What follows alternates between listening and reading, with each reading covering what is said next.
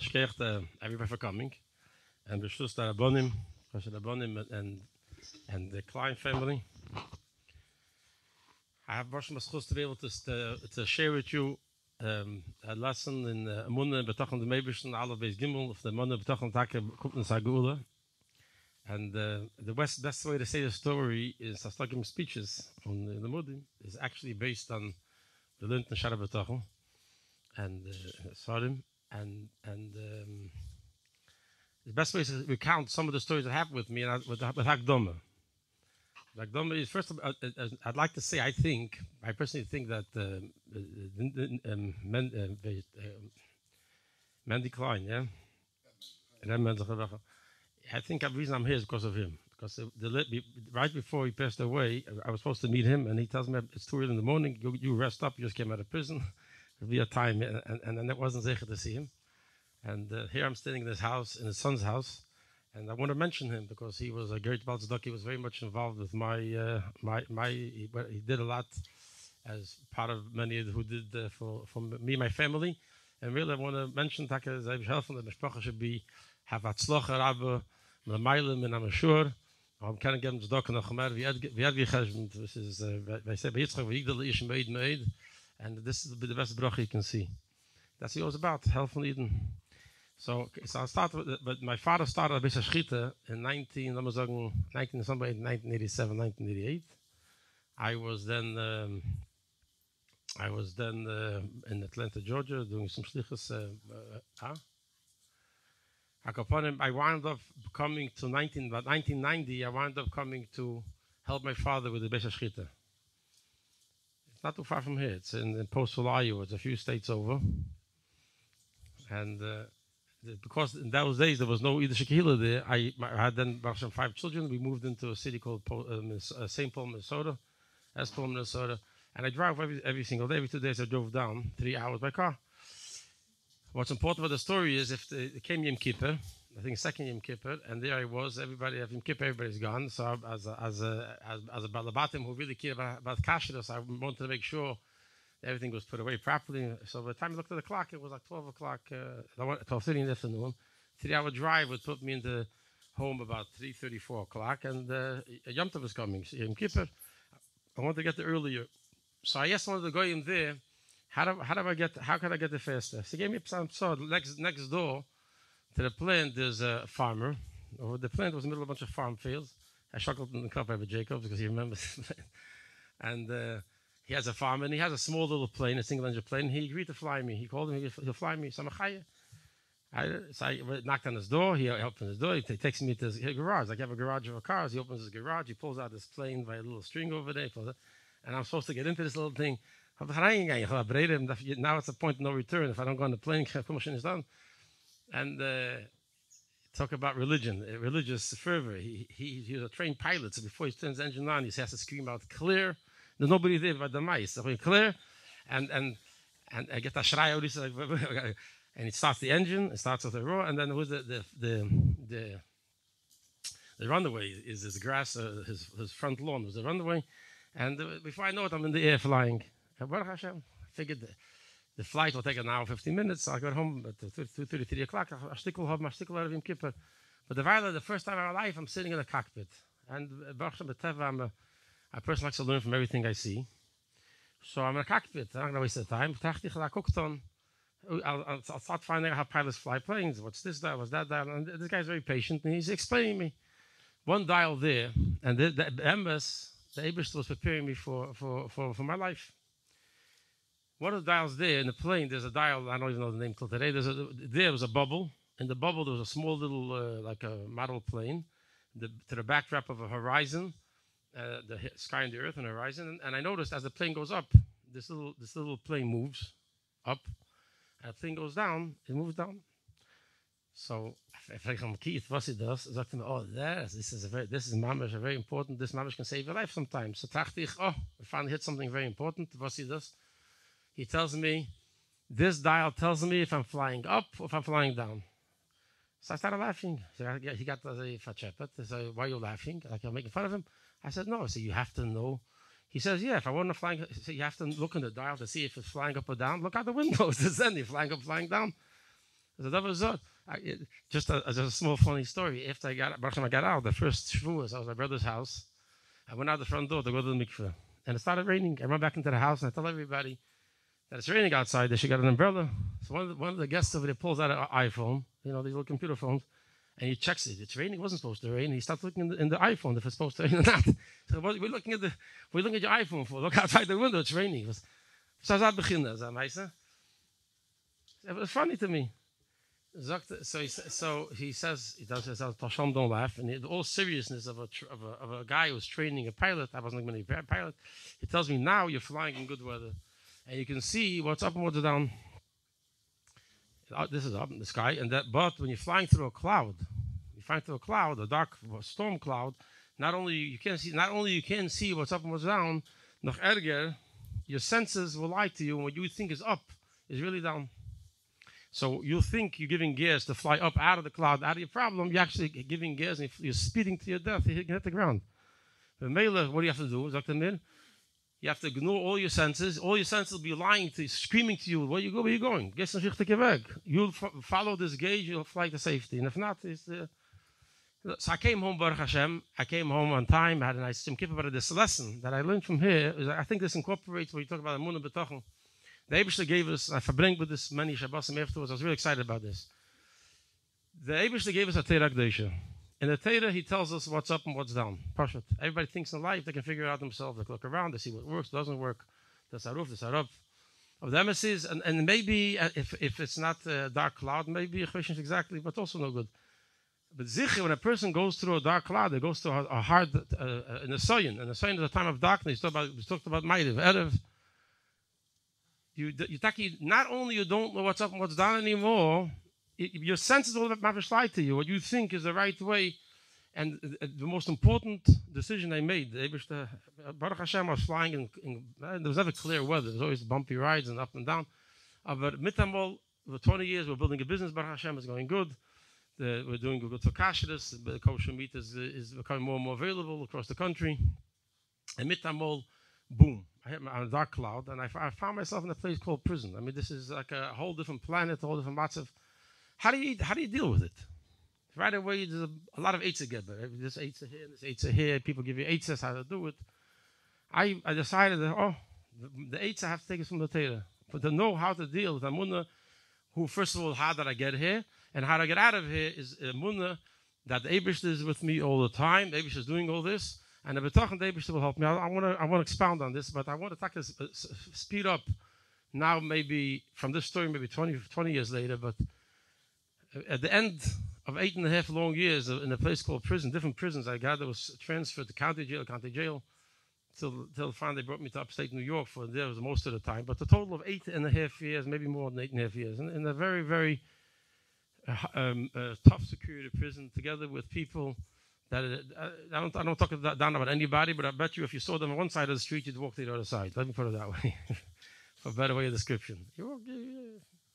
Give them some space. And over there, you couldn't give anybody space because there's no space to give. There was like 120 guys I put into one little barrack, 7 days a week, 24 hours a day. You're with them. Actually, half a day you're locked in with a Yehudi. You're locked in this little cell. The cell is like 6 feet wide, 8 feet. And this is the cell I was, Aleph Tevis, Tov Shin Ayin Ches. 8.5 years later, I'm davening. How do you daven? This is Chanukah, the 7th day Chanukah, the Chedesh Tevis. There was no minyan that day, so I have to daven in the cell. So I'll show right to look in the Torah. The Torah tells you that a person is not defined by where he physically is. He's actually where his mind wants to be, where he wants to be, where his neshama is. The Mela Yid could be in a place called prison, but if he wants to be in shul, he can be in shul. So I imagine myself in shul. I was looking around for a minyan. I found a minyan. Nobody wanted to be chazan, so I was a chazan. I was like, you're chazan.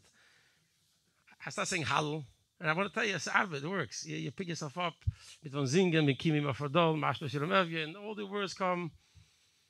And I got to the point of the ket of min hameitza karosiko. Perfect prosek. And suddenly I hear the guard is calling me. One of the counselors called counsel. One of the guards is calling my name, but that means you have to show up. He has something to tell you. I was a little davening, so I finished hallel. Took off my talis and tefillin, and I went to find out what he wanted. He hands me a letter And the letter is from the United States Appeals Court. You can see from the return letter.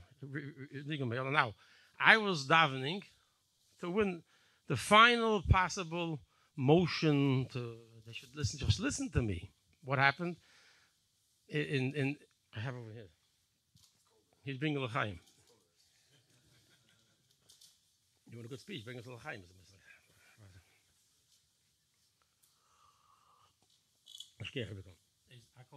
So I'm not getting to the legal mice. I just want to say which point this was. This is going through a whole system of a court case. You come to a point where there's a lawyer, a guy, a Yid, living on the western side of America. Pinchas Lipschitz, I'm sorry if I knows him over here. Pinchas Lipschitz was, I'm sorry, he's in Lakewood, but the lawyer is Gary Apfel, Chaim Yosef Apfel. He dedicated 4 years in trying to help the case, and he talked to the Eberster. The Eberster was Matzlichim. He found documentation that showed that the ganze 20, they wanted the Hamas, I said, 27 years. The whole thing was built on the testimony of one person, and he proved that this lady was lying. Not only she was lying, the government was holding back evidence. There was a Brady violation and a Pooh violation, a violation of Achaya. You learn in Shabbat Toch, and you know that not only you believe in the Eberster when it's going bad, even when it's going good, you also believe in the Eberster. So you don't. I never gave it importance. They didn't find. The Eberster didn't free me. It was nice to see their finding, but the Pella was that they denied once, they denied twice. She refused even. She tried to block it off to go to the appeals court. To go to the appeals court, they didn't want to hear it. Finally, the last time I went to them, this is the answer to the final request. They should listen to it. I opened the letter, and I was hoping to see, okay, let's hear what you have to say. And the letter is big enough for a blind person to see. They made sure, you should miss the point. Big words, denied. But denied meant, I know what denied meant. Denied meant you're staying in jail for another 18 years. That's denied meant. And not only is he denied, and you can do the next motion and the next thing and can write it again. This is safe posuk, according to them. This safe posuk, after this, there's nothing you can do. There's nothing in the legal world you can go after this motion. That means they were telling me, in their language, it's over. Now, who's telling me this? It's not Mikvanais. This is the United States, is the most powerful country in the world, to be clear, and it's the most powerful institution in this country, in this great country, is the court system, and the highest part of the court system is the appeals court. They're telling me it's denied, and there's nothing to talk about. 3 signatures of 3 justices in Gendict. Now, I saw how Goyim take such pieces of information. Of course, a lot of people there do go through this. They fall apart. The last shred of hope they had is gone. This means it's over. They're stuck in jail for the decades to come. At the last, even the dream they could have of winning the lottery ticket is gone. But I'm a Yid. And the Yid has a neshama, and the Yid has a munah. And the Yid knows that in every situation, the Eibush is a balabos, not them. And it's not just fancy words. I want to share with you one of the things I learned in yeshiva. And this suddenly, and I'll actually live with it. I don't have a chance to give all the stories right in the beginning, but maybe through the night we can talk about it. But first I only have 30, 40 minutes to talk. So I hop around what I can. The Pasuk in Tehillim says, Hashlech al Hashem Yehovcho v'hu yichal kelecha. In the Kapitel Nun Hey from Tehillim. Which means, throw to the Eibush, you have a Yehovcho, you have a pekel. Throw your pekel, you have a package of problems. You have a problem. Throw it on the Eibush with the Munah B'tachon that he will help you. And he will sustain you. So the question is like this. Not every problem is sustenance. Sustenance is food. Okay, the answer to this question is food is a general concept, but there's obviously something missing. The Eibush could have written, there's a food problem, and then there's a medical problem, and then there's a legal problem. Why does the Eibush choose to use the word he will sustain you? There has to be something deeper, more than just saying that food sustenance is a general term for everything. And the remez here is, in the word Yichal Kelecha, there's the oisius keli. Keli yutchaf lamed, Yichal Kelecha. What keli means, touch the pasuk now. Hashlech Hashem Yehovcho, throw upon the Eibush your problem. He'll make the keli for you. What does that mean? Understanding what the Eibush wants from us when we go to work is that not that the work that we do, and every Yid knows that, that's why he gives Maisen, that's why he keeps Shabbos, he doesn't work on Shabbos, because he knows that it's the Bichas Hashem Itashi, he knows that's the bracha from the Eibush that's giving him the money. So that's why he has to go to work, stay home and get the money. No, because the Eibush wants us to, he has, in Shabbat, he doesn't use the word Estados, he uses the word Esik Besibis. He says, Eid is obligated, if he has what to do, to go do it. He has to go to work. If he needs a refuah, he is obligated to go to a doctor. You go to a doctor. Not because the doctor can heal you. You go to a doctor because the Eibishter says, you have to go to a doctor. So when you go to the doctor, you're going there not because you think the doctor can help you, but your Eibishter wants you to a doctor. You go to a doctor. You go to a lawyer, not because he's going to help you. You go to a lawyer because the Eibishter knows you have a legal problem, you go to a lawyer.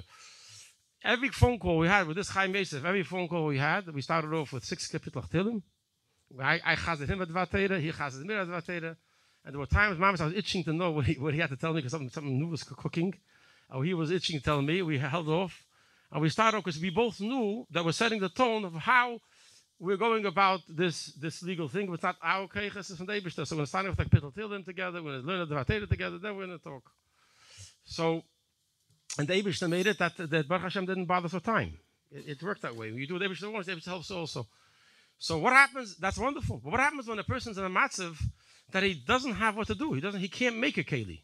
He doesn't have a job to go to, or the job he's going to doesn't give him enough money, or he went to a doctor and the doctor tells him something he's not supposed to say. That for example, a doctor will tell somebody, Chas v'shalom, he can't. There's no medical way that the person can get healed. Or he goes for a child, and the doctor decides you can't have children. Right? Imagine if she would have decided that she can't have children. She kept on davening for a child until she got the child. So here the Torah says, Hashlech al Hashem Yehovcha. When you can't do something, throw on the Eibishter, who you chalkalach, and he'll make the keli for you also. If a Yid finds himself in a matzav that he can't do something, he's obligated to go do something. If he finds himself in a matzav he can't do something, it's not because he can't get help. It means the Eibishter says, telling him, in this matzav, I don't want you to do anything. I want you to takefaket. I want you to strengthen your emunah in betachin b'Hashem, that He's the only power. Nobody can hurt you. Nobody can help you besides the Eibishter. And stay that strong. And He'll make the keli happen also. This is, I live with this. I'm not going to say the story now. I had a previous experience in the prison where I used this. And I saw how the Eibishter worked it for me the best way. And gave me also chizik weiter to keep on going. I took the piece of paper. I threw it into the laka. I continued davening. That night we lit the Chanukah Menorah, and I didn't tell anybody what happened. I got the paper. I danced over there with the chaver on the sechav, on the sechav. I made the bracha as nitzim that we seen. We met with the selbe starke kavana that the Eibush is going to help me. We danced. The next morning, I used to get up every morning. I say the whole Tehillim. I used to say the whole, because part of B'tachon means getting closer to Hashem, davening to Him, and that's I used to say the whole Tehillim. So in the middle of the day, you get a lot of interruptions. So I used to get up early, like 4:30 in the morning, and I said to him, and one of the nisim is that the guy in the room didn't bother him while he was trying to sleep. And I'm going, that's one of the nisim. I said, we're going to tell him. So next one, I get up in the morning, and the Yitzhak is right there. What we were getting up for? You got a letter yesterday. And the letter said that it's again. I said, you stay in bed, I'm getting up, because by the Eibishter, he said, well, nothing's again. The Eibishter help me. I got up, I said the whole Tehillim. And that's base Tavis, 3:30. They lock everybody into the cell. I got locked in. I had no idea that this is going to be the day that Eibishter is going to free me. But I did know that this is the day Chanukah. So I wanted to make a seudah. Over there. There's no great food you can eat over there. It's nowhere close to the food that the clients here prepared tonight. And anyways, over there, so I had the matzah to eat, little tuna fish. I made a 6-course meal out of it. I made first matzah and tuna fish, and then tuna fish and matzah, and then gemacht the ganze tuna fish. I wasn't hungry. And I gesagt to Tehillim, everything out besimcha.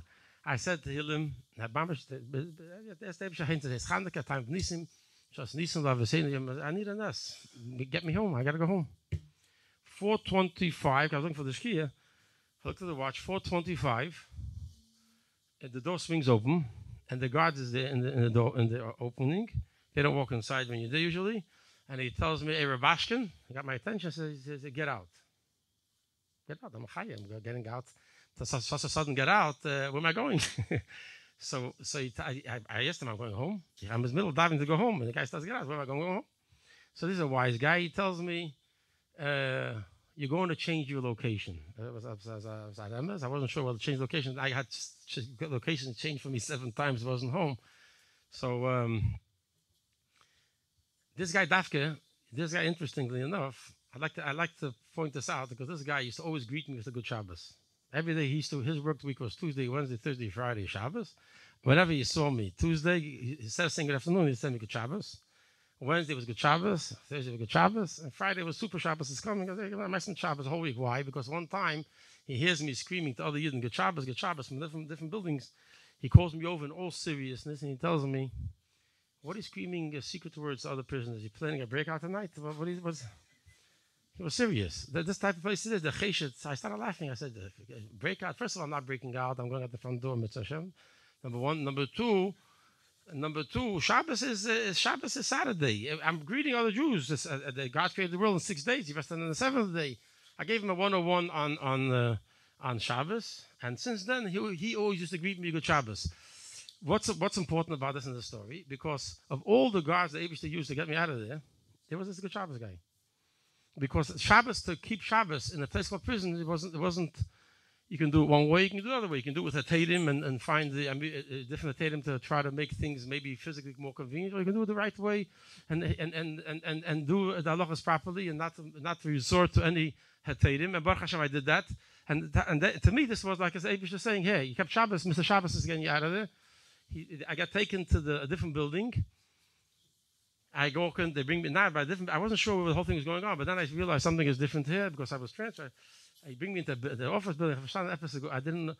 I wanted to hear it from them. They bring me into a room, and in walks in the warden and the assistant warden walk in, and they're staring at me, and they're like the maid. They're stunned. Right? There's a stunned look on their face, and they're waiting. I wanted to break the silence and tell them, listen, my mother told me it's not nice to stare at people like that. They're staring at me because, I try to be mitzayir. Imagine you're standing by the Yam Suf, the mitzvah behind you, the water's in front of you. And midtime the water opens up. What would your face look like? That was the begin. They were like looking. They never saw in their years. The wardens, every 20 years in their service, from the sun, and never saw something like this. The president, a guy that had 20, they know everybody. She was waiting for the official piece of paper. The official piece of paper comes in. And she has an official piece of paper. She tells me, congratulations, Mr. Rubashkin. The President of the United States just signed your clemency petition, and you're a free man to go home. So first of all, I would say l'chaim for our President Donald Trump, for the whole Yeshua and the whole anitzachon of all those enemies, and show protection. And she can continue to show his friendship to the Jewish nation as he always did in the past, and I'll continue l'chaim. So obviously, I was waiting for this moment for 8.5 years, under a threat of 27 years. And here, I was at mamash every morning. I got up. How do you get up in the morning? What's the difference? What's the difference in the morning b'tachon tagya? And I know it's explained in different ways. This is the way it's explained, at least in many sorim. Emunah means when something happens, you say Gamzul Teva. Something can happen, you can hold an expensive watch, you drop it, you break it, it lost a lot of money. You say Gamzul Teva. It's for good. When it was good, you just lost your priceless watch. Elomai. Because you know that everything comes from the Eibishter. And since the Eibishter talks about Tev, if this is what happened, it's the Teva. Gamzul Teva. Right? So Emunah means whatever the Eibishter does is good. Even we don't see it's good, we know it's good because we have Emunah that comes from the Eibishter. What does B'tachon mean? B'tachon, it says, in the first page in Shar B'tachon, it says like this. The essence of B'tachon is the Menuchas HaNefesh HaB'teach. His heart is relying on He's relying on the one he's trusting to do that in which he is trusting him to do. So B'tachon actually means, according to Shar B'tachon, that whatever you're trusting, you have B'tachon Eibishter for a certain need you have, which happens to be, which actually is in Chayvus, you're trusting the Eibishter to do it for you. In other words, it'll be something that you could also see is good. Not only the Eibishter knows is good. And since Emunah and B'tachon are both, you say this in our Emunah, how do you put it together? Emunah means, well, the Eibishter knows some, and we don't know. And then B'tachon means you want to also see it. How do you put it together? So very simple, you can say it like this. Once something happened, the Yid understands Emunah Pshuta, that this is Gamzul Teva. Today, and going forward, the Eibishter I woke up in the morning, and the Eibishter gives me chayas, and it gives me life, and I can go. I daven to the Eibishter with a B'tachon, the Eibishter will give me what I need. I need Parnos, I need a Yeshua, the Eibishter gives me. That's what B'tachon means going forward. I woke up every day in the morning in a place called prison.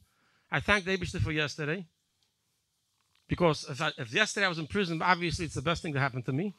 For today, the Eibishter wants me. The B'tachon means the Eibishter wants for me to trust him to bring me home. And then noch mehr. It says in Shar B'tachon Perek Gimel like this. He says that a Beiteyach is somebody who will always be mishtadel. He will always work hard to do what the Eibishter wants him to do and stay away from things the Eibishter wants him to stay away from. The same way the Beiteyach wants Hashem to do what he wants him to do, klar. This is klar. The same way he does what Eibishter wants him to do. It's a midday connected midday. When the Beiteyach is somebody who does what the Eibishter wants, a Beiteyach is somebody who learns better, who davens better, who gets closer to the Eibishter. That's somebody who, the Eibishter does what he wants and weitergefahren. Zusammen mit that understanding that we are Sachakal Nevroim, we're Sachakal creations, we don't understand everything. So if something happens, we accept the Amun of Shuta, this is Gamzul Teva. But today, how the Eibishter want me to go to today, the Eibishter wants to go to a B'tachon, the Eibishter will help me. That's how I made it through the whole, every day was like that. And here, 8.5 years later, the Eibishter gave me this present.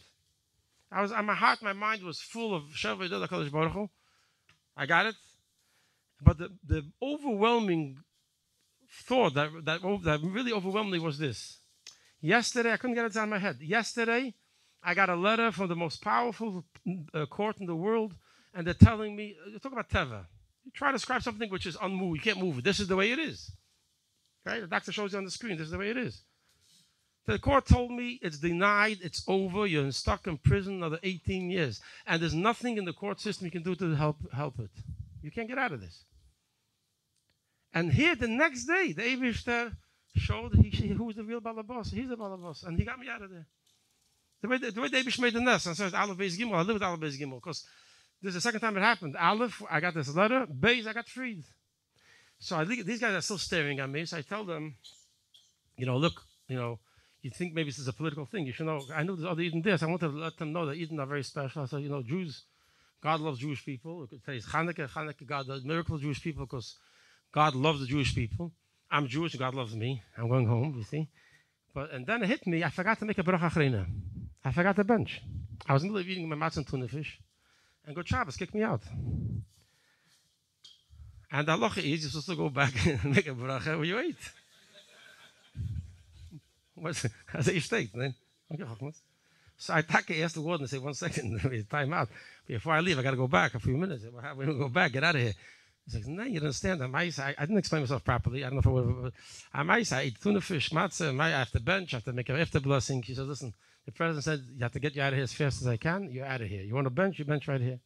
I had no choice. So I benched where I sat to eat. Over there, I asked them for my machinim. She brought me my machinim. And you should know, I never said to myself, because I'm in a matziv that could call for something different, I'll act different. Verkehrt. And that's maybe why I'm there. I have to show, in every matziv, it has to do with the Torah mitzvahs, the way you're supposed to do the mitzvahs. What are you using your matziv as a way to make it, what's the word heter mean? Everything's heter means permission, right? Mitzvah means tzavta b'chiv. Mitzvah means a connection. Mitzvah means you connect with the Eibishter. You can write a check for Yad Lachem. So you can do a mitzvah. You can connect with the Eibishter. Your hand becomes a vehicle to give money to Yad Lachem, right? So, since tzavta means connection with the Eibishter, what does heter mean? Heter means to untie. Heter means to untie. When a person looks for his own atadim, it could very well be he's really untying himself one day. But he actually is schizophrenic, right? Because on one side he wants to connect with Hashem, at the same time he's looking for a way to get out of this, right? If it's a heter, the Eibishter writes in the Torah, Chila b'Shabbos or whatever, a matzah, the Eibishter writes in the Torah is one thing. But if you're looking for a tatum to make yourself easy, it's a whole different thing. So I never look for a tatum, and I asked him to daven. So later I'll show you those stories. I'm have maybe 5 minutes left, or I make believe I have 10 minutes left. I have to tell you one more story, and then we'll get on with the show. And then later if I bring more. But I kept every mitzvah because b'tachon means do what the Eibishter wants. So when you do what the Eibishter wants, then obviously your trust that the Eibishter will do what you want will also be fulfilled. That's what I write in Shar B'tachon. If you want to know what it is, and I've done with the V's and Perek Gimel, you can look it right up. So then I got out. Baruch Hashem, a big simcha, and I never imagined the simcha that was there, and the achdus was amazing, and they kept on going, and everybody thought that this is another week, and but yes, almost 2 years later. And Baruch Hashem, the show, what Abisha showed that the Munah B'Tachim brings the Geula is still alive by people. By Eden. Here we are tonight. I want to share with you a story about. I got feet on Zeis Chanukah. The first mitzvah that I had to fight for in the land of the golden plenty. Listen, we grew up in America. We didn't grow up in. My parents grew up in Russia. I'm talking too much. Oh, okay, I gotta know. I don't want to offend anybody. So, my parents grew up in Russia. In Russia, it was a whole different story. That the fight to every mitzvah was underground with ISIS. In America, it was the fight was within you. To wear yarmulke and tzitzis, the Italian call you a Jew boy and everything. But it was, if you want to wear yarmulke and tzitzis, you wore. I walked around always in the toughest of prisons. I walked in yarmulke and tzitzis open, and they respected me more for that. If anybody tried to take it away, it wasn't the inmates, it was the guards. I'll share with you a story later. But I want to tell you the first time I had to fight for a mitzvah was Chanukah. Interessant. The first night of Chanukah I had to fight for. And the Eibishter made a mess. On the last day of Chanukah, almost I completed a circle that many years later and freed me. I just want to share with you the power of a mitzvah. I think that's the message you can take away. Emunah b'tochen sounds things that are theoretical, absolutic, maises. It's really very real because if you have emunah in the Eibishter, then you do a mitzvah with more geschmack. You want to connect with him. You want to be with him. You want to fulfill your purpose. Emunah doesn't mean that Eibishter is somewhere. Eibishter is with you. He created you. He wants something from you. So here I was. The first time they threw me into jail was when they gave me an indictment. There's an indictment going on now also. They gave me an indictment, and they said that because I'm a dual citizen, bail is only given to someone who is a United States citizen, right? A constitutional right. You can get bail. Now, if you're not an American citizen, is anybody in this room not an American citizen? Maybe some is that question. Then you can't get bail. If you're dual citizen, if you're American citizen and another citizen, you're not entitled to bail. Right? So I was born in Borough Park. The last time I checked, Borough Park was part of the United States. I was like a shock to hear how the prosecutor gets up and tells the judge, Your Honor, he should be denied bail. He had other tinnitus, but among the things he said, he's not entitled to bail because he is a dual citizen. I said, how do you think I'm dual citizen? I didn't come across the border. I'm born in the United States. I became a cheshbon. Because I'm Jewish. He's very observant guy. And he saw that I'm a Yid. So they made I can go to Israel and I can get citizenship in Israel under the law return. He had the law return printed out from the internet. He handed it to the judge. Because I can get Israeli citizenship, I could get Israeli citizenship, they denied me bail. Now everybody hears the story and everybody goes like that. And so obviously you weren't reading the papers when it was going on. This was a shock. I mean, people were this wasn't a tiny to me because my name is Rubashkin. There's a tiny to every Jew. You are not even, good morning, you are, in the words of the government and the papers, I'm a de facto dual citizen. Stop to that now, de facto, like a fact. Anyways, it sounds funny, yeah? The judge agreed with him and threw me in jail. So I wound up in a jail in Dubuque, Iowa for 70-some days until the Eibishter helped. It was overturned. It was a big tumult. The ADL wrote, the ADL is not whoever they are, from a Yid, and they wrote a very strong letter against this, and then a lot of Bonim came to meet me. They made a press conference, the Agudas Yisrael, and Agudas Yisrael, and a lot of 5 different, they came to visit me in jail. They made a big tumah. How you take a Jew and put him to deny him bail because he's a Jew? Some Shugas of this. And the Peil, they made a nest, Aleph Beis Gimel, Aleph Shvat. I had a hearing, Beis Shvat, I was told I'm getting bail. And the government resisted, and the Lapel got out in Gimel. That's when I said to my wife, Aleph Beis Gimel, let's be mechazik ourselves, we'll get the Geula. In this 70-some days, Chanukah came. So the first time I had to, in this jail, particular jail, the warden called me, asked me, what do you need to be Jewish? So one of the things I told him, I need a Yom Tzitzis, I need to daven, I need to have some film, I need to have kosher food, I need water for Neglovas. I told him everything I needed. He gave me everything. When it came to Chanukah, a fire, he answers back my request. He says, fire, the fire marshal doesn't let. There's a fire hazard. You can burn the place down. What are you going to burn down? There's nothing to burn down. Everything is cement and steel. A fire hazard. Right? you know, Chanukah, not like the Chanukah Meneda. So I got in touch, my family got in touch with an organization that the client family knows very well, Aleph. Aleph organization helps, I got out to work for Aleph now, and they help Eden in all different matzavim and different problems that they're in prison, to help them to keep Yiddishkeit. Get them tefillin, get them kosher food, even give them money for if they don't have money to buy some basic needs like soap and things. A lifeline for, I saw my own eyes, I saw a lifeline to people that wouldn't live without it. Guys that have no food, that even there, no mishpacha, they don't have money for food or for snack or for soap, mamash. Or sometimes they get thrown, they need medical attention, they're ignored. So I got hold of them and they got involved. The Chatchil didn't want to listen to them. And I asked Aleph to please ask, I should get not only permission to light candles in the jail, I want to light dafka and olive oil. And they submitted it and they got rejected and they fought back and forth. And then one day they helps. I get told that the warden found a fireproof room, and there he let me light the meneda. He found a fireproof room. I'm a fireproof room right here. Anyways, Chanukah, was that year Chanukah. It was their Choga, the 25th was the first night of Chanukah, I think, or like this year, whatever was managed at that time. And the two guards come to take me to light the meneda. One guy's holding my meneda, and one guy's holding this whole tray of olive. I got olive oil also. I got olive oil. And I'm following them. I'm wearing Purim thicker clothes and orange, and and they're walking through this whole maze, this old jail. They come to the old part of the jail. They open this. This is Mama's picture perfect thing. They open this old black door. I walk in the room. The room is a real. It was a fireproof room. It was like I couldn't imagine. It was a huge room, the Fierach, and it had benches all around for like 50 people to sit. No windows, like a bomb shelter. I don't know what it was. And in the corner there was an L-shaped mechitza. One of the guard that was dressed like a real serious officer, with the ganze Meise, he seemed to be the leader.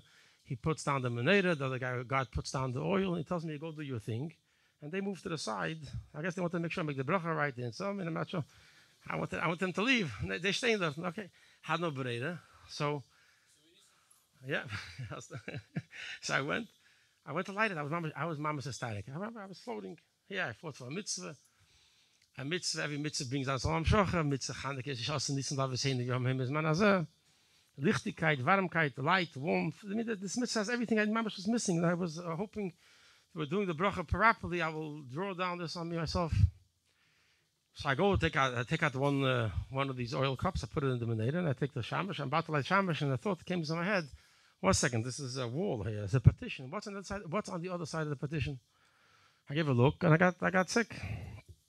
What do you think was outside the partition? A bathroom, toilet. There's a room over here, and this partition was partitioning off a place, a toilet. How are you going to make a bracha next to a toilet? I'm not asking a shaila, a halachic shaila. It doesn't make sense to me. I make a bracha next to a toilet. So I turn around to the guard and I tell him, listen, I can't light it over here. He says, why not? So I said, listen, there's a toilet here. I didn't realize it. This wall is overlooking a toilet. He says, and so what? So what? You didn't go to yeshiva, you don't know? What do you mean, so what? Okay.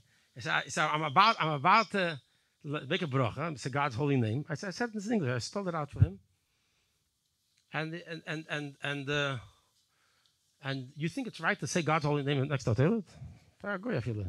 She looks at me like he didn't say, listen, mister, you're in jail, you do what you tell. So I realized he's a distraction. He understands me. And I kept on going. And what do you think I'm doing? I'm lighting a candle. The candle is supposed to proclaim the miracle God did for us in those days, also in our days. So it's a holy light. You want my holy light to be shining on a toilet? Like how? And I saw that he understood me, because instead of telling me, listen, I heard you, but this is how it was working, he tells me, so what should I do? Like no other place to light it. No, when a guy asks for eitzes, Jews are very good at giving eitzes. So I said to him, listen, you know what you should do? There's a room every day. That place, they don't want me to eat my kosher food next to the goyim because it's different food. They don't like anything different. They took me out of the cell and they brought me into a separate small little room. That's where I ate. It wasn't fireproof officially. But listen, I'm not going to burn myself. This is a little flame. I'm not suicidal. If it falls down, I'll put it out again. What's the problem? I can't do it. There's nobody calling for permission. It's a holiday. There's nobody in the office now. I need clearance. He tries to listen. I claim Shmeres. I can't do it here. I don't know exactly how the conversation went, but after a minute, 2 minutes, a long time of arguing, finally he tells me, "Okay, I'll do it for you." The first miracle of Hanukkah. He's masking. He takes it upon himself. He picks up the Meneda. He made up with his. I saw him making eye contact with his friend. They agreed to doing it. They was softened the hearts, and they're doing it for me. So I'm following them, and I was so excited. Now I'm going to do the mitzvah, not next to the toilet. So yeah. But I knew that if I get one more thing out of these guys, I'll be able to do the mitzvah exactly how I did at home. And what's the ma'isa? I tell him, listen, officer, I got another problem. So he said, what's your problem now? So I said, listen, the law is that Jewish people have to light this candle for half an hour. That is the law. I'm not telling you differently, but you should know that in our community, our custom is that we let it burn for 50 minutes. So would you mind if I can sit there for 50 minutes? See, he looks at me, and this is a look you can't describe. He looks at me, he stops walking. He looks at me like he's ganz confused. 30 minutes is not good enough, 12 is not good enough, 30 minutes is not good enough, 15 minutes. He tells me, hey, Rubashkin, how did you do this in your house? like stop with all the details. How do you do this thing? So I debated it 15 minutes. I said, no. In my house, because we started a community, this postfield was a very, very distant place. So everything we did was we had to make ourselves. The children couldn't go out in the streets and see. I'm sure even Cleveland, you go to shul, you go in the streets, have a little Hanukkah, you go to a friend's house. There was nothing going on there then, right? So we in the house and make Hanukkah, shtickl matzav. In the house we made up that as long as the Hanukkah Meneda is lit, we're going to sit around the Meneda and we're going to eat latkes, we're going to sing, we're going to sing Anes Halolo, we're going to learn a maimah, we're going to learn a story, we're going to do something so to take in as much as I can. So as I tell them, actually at home, we always try to sit around the candles until it burnt out, like 2.5 hours. So 30, 50, 2.5 hours. And he got very quiet, and I thought maybe I pushed a little too hard, faster. And suddenly he told me something that I'll never forget. And this is mamash, I realized why the whole thing happened. He tells me, okay, you'll do it here the same way you did it at home. Not only, be a yid here the same way you're at home. Good. He put me in this little room. For 8 days, he never bothered me. As long as the light was burning, he let me sit there, and for me it was mamash oxygen because I sat there. What was I doing there? I took with me a sefer. I was learning. I was picking up my chizuk. I was strengthening myself. But this was the beginning. That a yid should be a yid every year the same way. There's no there's no taich. I'm a yid in yeshiva. I'm a yid like this. When I go on the trip over there is Andish. When I'm in a place I don't like to be, I'll look for a place how to get out of it. And Baruch Hashem, with them gang, later was times, there was other ways. Here the guards were like this. In other places the guards tried to take away Yom Kontitzis from me and put me in the shul and beat me up. I was given all the Nemaises. Never forgot that Hadevish is with me, with our stronger munah and with betochen fakert. Do a mitzvah wherever you are properly connected with the Eibishter, then the Eibishter is with you and gives you all the keiches you need to come out. I want to finish up with a little appeal for Rabbi Korn, who's very anxiously standing over there. And I was told not to say the story, but I can't hold myself back. The Maram of Prague says like this. There's a halacha. If somebody, I'm now saying something for you, Rabbi Korn. For Yadlachim, okay. If a guy walks out of his in the parking lot, he walks out and he drops a wallet or a package of money, and he looks around. He doesn't see it.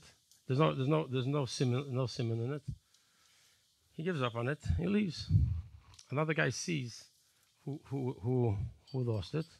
He picks it up. The shaila is, does he have to return it or not? You have to use.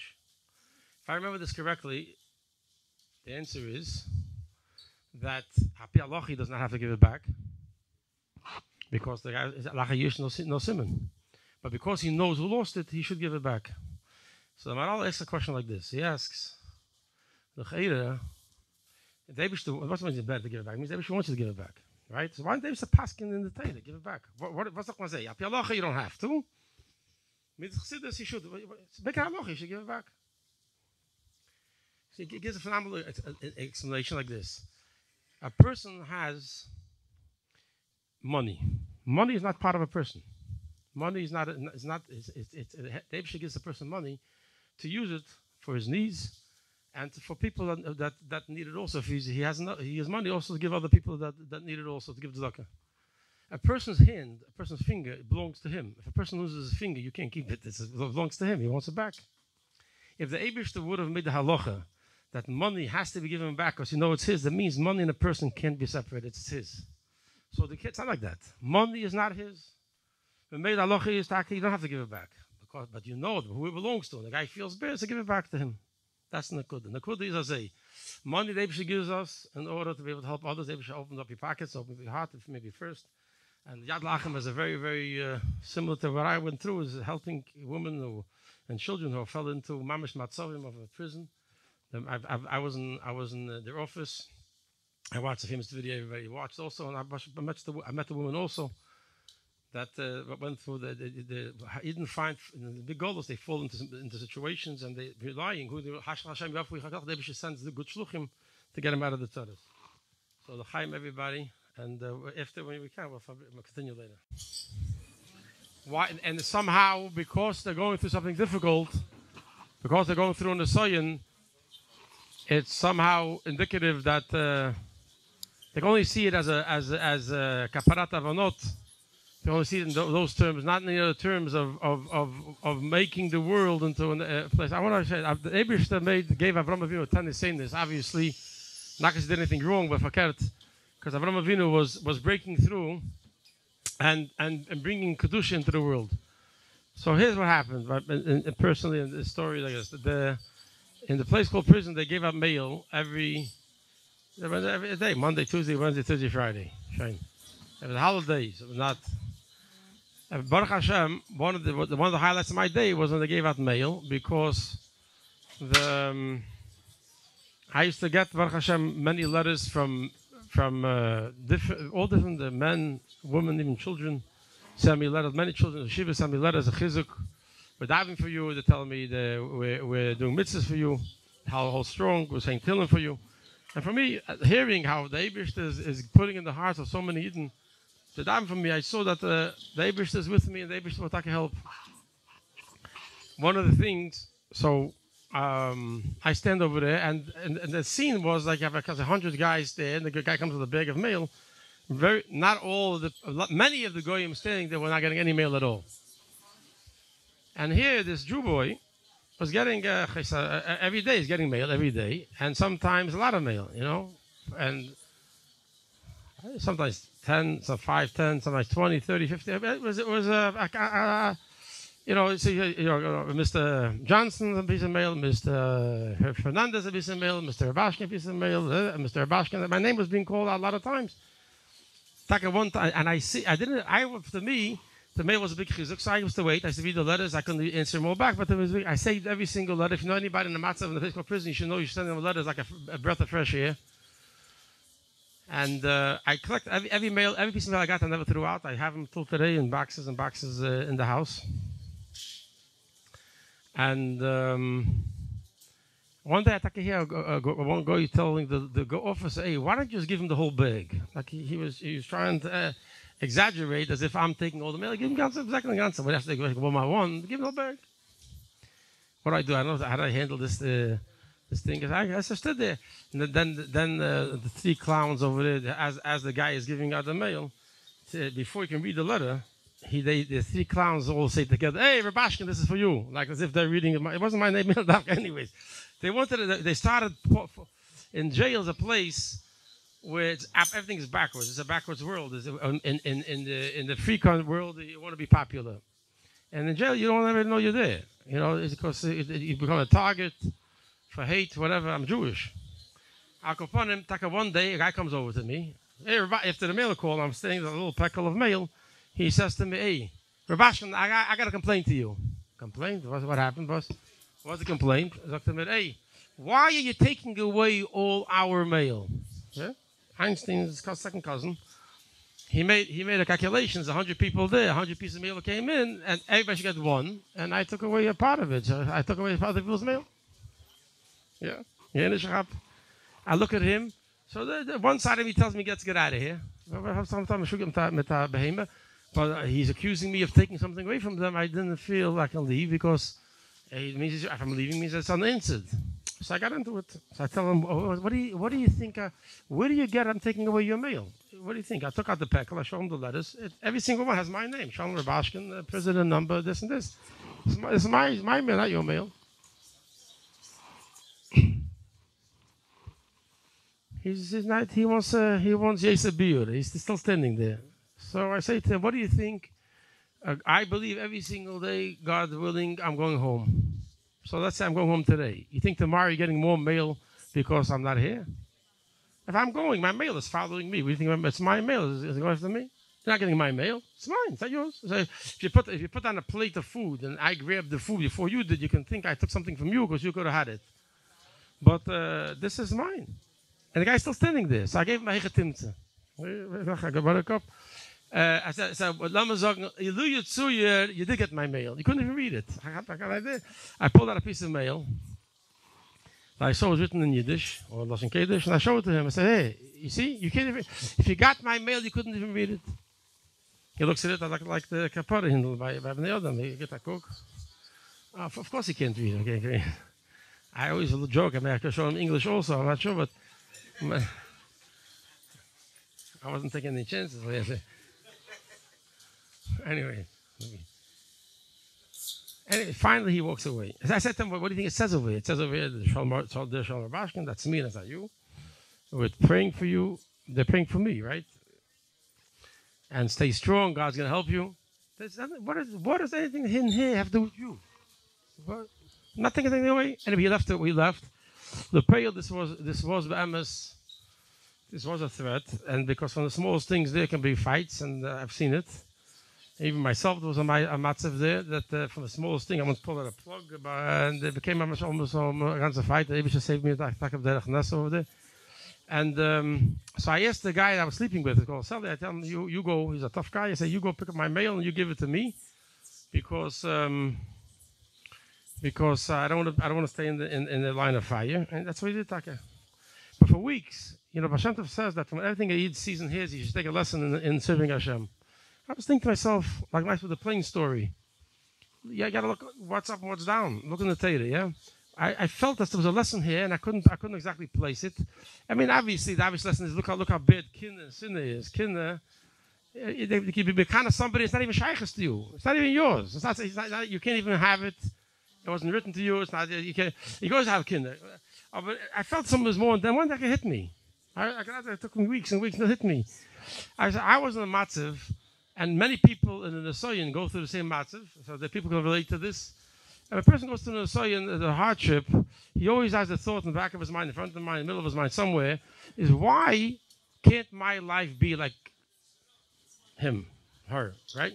Why do I have to go through such difficulty? Like, I had family outside, I'm stuck inside. I was the only guy, yeah? Other people are building houses, my friends are going on vacation, this one's getting married, this one's having a child, this is a chasna, I'm a chasnas. And ich was a factor in a little insane asylum. So it was easy for me to always think, why can't my life be like others? And then it hit me. This is my mail. My life is my mail. The emunah means that the Eibusher creates me. And when Eibusher creates me, he creates me for a purpose. Every Yid has the general purpose of doing 613 mitzvahs. That's every Yid has that. But then there's a specific shlichus, a specific mission the Eibusher gives every single Yid, and that's why this one gets born in New York, and this one gets born in Cleveland, this one goes to Cleveland, this one is born in a different country. Every person has Hashem mitzadik everything. No, everybody the Eibusher directs the footsteps of man, because wherever the Hashem directs him is by divine providence, is because he has something to do. He has to meet somebody and bring him closer to Yiddishkeit. He has to make a brach on that food. He has to do a mitzvah there. He has to join a min. He has to learn a shtickle Torah there. Whatever it is, he has to do it there. That's in that place. So, so here's how it works. My mail is my life. And the Eibusher, right, sends me a mail that has Mordechai, you have a job in life. And here I'm giving you chizuk, and you should know that I'm with you, and I'll give you everything you need. Be strong. And if for 20 years it was going good, and you were doing good things, and you were things that you like to do, and things that you enjoyed, you thought that was the right thing to do. Mitamol, you find yourself in a Cheshach over there between Goyim and 7 days a week, 24 hours a day, no end in sight, 27 years, all of that, right? What is the purpose of it all? Because the purpose is so that you over there will learn and you'll daven and you won't allow this darkness to extinguish your neshama. Every nisayon is that. Every hardship is a situation where the hardship tries to stop the person from learning, from getting close, to realize it's from the Eibishter. To begin with, he thinks this one did it, and that one did it, and this one did it. First thing, recognize Eibishter did it. He's doing it. Why is Eibishter doing it? Avraham Avinu. Yeah, he wants you to know that the world to bring light into the darkness. So do the mitzvah, get closer to the Eibishter. You go through a hard time, get up in the morning and go take a daven. Show yourself and show the Eibishter that you realize it's from the Eibishter, and this is not going to stop you from learning a daven with a minion. And after that, you'll break that. That's what you're created for. So I say, a lot of people think, if I had that guy's $100 million, I had that guy's money, that guy's life, I'd be better off for it, right? The truth is, like I told this guy, if you got my mail, you couldn't even read it. It's true. People always, when it comes to money, what are you talking about? I know what I can do with $100 million. It's lav dafke. A big lav dafke. If your mission in life is to get $100 million, you'll know what to do with it. That's what you created you for. If your mission in life is to do is something other than that, let the Eibishter read your mail. And if your mail is not exactly what you envision yourself to do, what's it about you? It's about serving Hashem. It's about fulfilling your purpose in life. And when you fulfill your purpose in life, not what you want to do, what the Eibishter wants you to do, the Eibishter says, I have a nachas ruach from that, what I commanded you, and you did what I want you to do. And that's so when you realize, when you're doing a mitzvah, you're making the Eibishter happy, then you can hook into the simcha of the Eibishter. What's simchas hachayim? Simchas hachayim means you're happy you're alive. Right? When you're happy, why are you alive? The Eibishter is creating you, and your life is so exciting that whatever you're doing, Hashem is happy. Oh, get back my Yiddish Ingela in this matzav, he's doing what you want me to do. So mitamol, it could be hard, and it could be something which is difficult to do, but atzvus is never there. There's never depression. You'll never find out depression, because what's depression? Depression means something went wrong, something happened that shouldn't have happened. It could have happened differently. A Maimon never thinks if something happened that could happen differently. I could have been in a different place. You couldn't have been in a different place. What's the proof? Because you're here. You couldn't be anywhere else. I could come earlier. You couldn't come earlier. What's the proof? Because you came late. Once something happens, this is supposed to happen. So act accordingly. What's going on? So I remember. This man says, remember whatever my mail mitamol. So there were times there were struggles, so times it was hard. I got this news and that piece of news, whatever, and you get it's like somebody punching you in the stomach. You win knocked out of you. How do you go through? How do you go another year? And where is this? And then you remember this is my mail. Verkehrt. This Eibishter wants from me. What you're doing means everything to the Eibishter. You were created for this. Adam Lama Yilvolad. Part of the problem we have is we have ingested, we have taken in non-secular parve ways of thinking, and then we have questions in the world of Torah, right? Of a Yid, right? The Marshall, yeah. The Marshall, America is built on what do they say? Life, liberty, and the pursuit of happiness. Yeah, I was a kid. They told me American dream is life. That sounds good. I'm a Jewish boy. What's wrong with that? Life. Everybody likes life. Very Jewish, no? Liberty. Who doesn't want chaydas? And the pursuit of happiness. The pursuit of happiness, yeah? But you missed a cardinal ingredient. The Eibishter says, Adam Am Yovel, that a person was created to toil. A person was created to work, to accomplish, to psuftan in Welt. You weren't created just the pursuit of happiness. Happiness comes when you accomplish what you're supposed to accomplish. That's your happiness. So when you think happiness is only a pursuit, and only you have how the goyim presented to you, how they smile on all the advertisements, and then it doesn't work exactly like that, then you feel like something is wrong. But when you think like a Yid, it's like I was created for a purpose. I was created to bring, in my world, I'm not talking 2 worlds over, in my world, make a brach on the food, keep a kosher home, have a shir and learning, down with a minyan, be mekar of another Yid, bring another Yid in for Shabbos meal, for put out tefillin with him, then suddenly that's Amul. That's the Amul. Amul Tefillah, daven, work on davening, work on and learning Torah. That's Amul. That's what we're created for. So work is not your problem. The problem is depression. I went through Baruch Hashem. You know, after I got out, there was a Yid he doesn't live in Muncie, but that's not wichtig. He was a young man.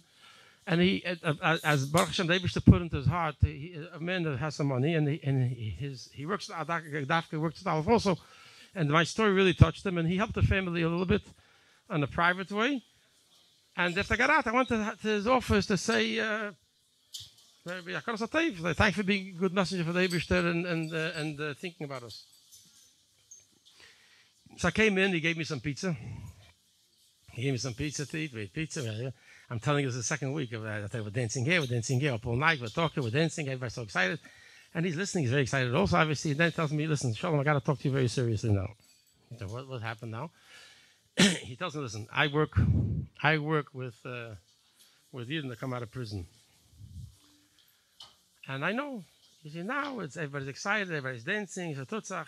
So you're not thinking, but I'm telling you, in 2 weeks, this is a smart guy also, he says, in 2 weeks, no, I'm sure in 2 weeks you'll get up in the morning, there's no question in my mind, and you'll be depressed and you won't want to get out of bed.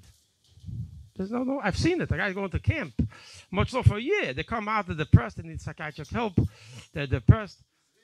Oh, now you're talking. You should have before, you got more money. L'chaim, l'chaim.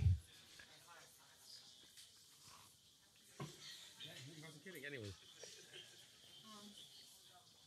I didn't finish it till later. Take a few effort. Adam Amol, let's work on it.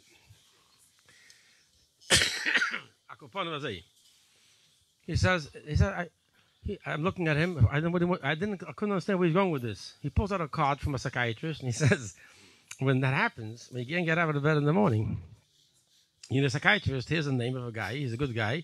I'll pay the bill. He was a Baal Chesed, right?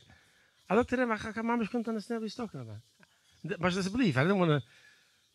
I pushed Baruch Hashem, and I consider myself an average guy. I'm just. Where's the depression? I'm out of prison. Where's the exactly? Where's the depression? Oh, because it could have been different, right? Oh, whatever. I try to remember a day I was depressed in the place called prison. That's right. I remember.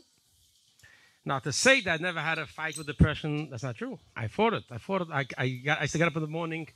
I made a deal with my Yetzer Hara. Yeah, we talk a lot, right? So I told him, listen, I get up in the morning, you're always standing over me and telling me to go back to sleep, right?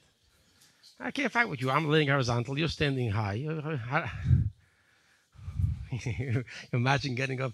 You don't imagine this. This room is a Gehenna. You know, there's two steel beds, two steel plates. So you're lying on this little mat. You wake up, the guy on top is schropping. The door is locked. You ain't going nowhere.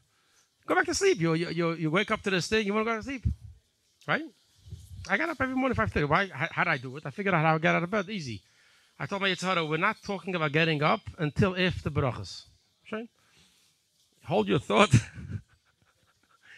set my alarm clock, 4:30. 4:30. So he's standing there. He doesn't listen.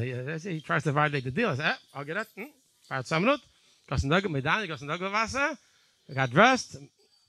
Brachas. And then I said, now what you want to say about what? Now I said brachas.